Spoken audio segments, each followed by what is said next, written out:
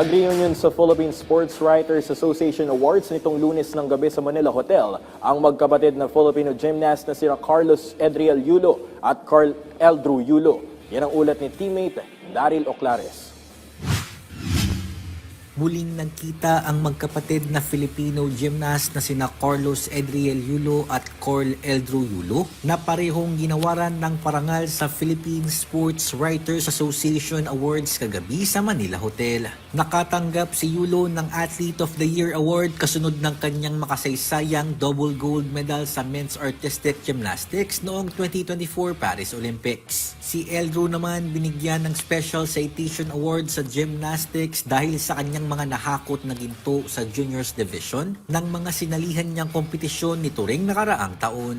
Bago magsimula ang programa, nakapanayam ng PTV Sports si Eldru at sinabi niyang sabik siya na makita ang kanyang kuya na si Carlos. Nakaka-overwhelm, masaya. Siyempre, isa sa makikita ko sila Ate Heidi, sila mga Olympians, and my brother too, makikita ko rin.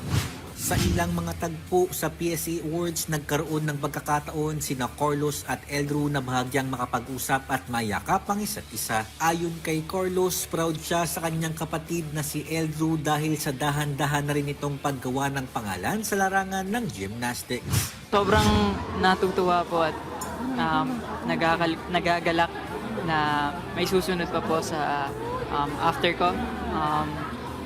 Wini-wish ko po talaga, ayan, pinagdalasal na sana maabot niya po kung ano yung gusto niya sa buhay at syempre sa pagiging atleta.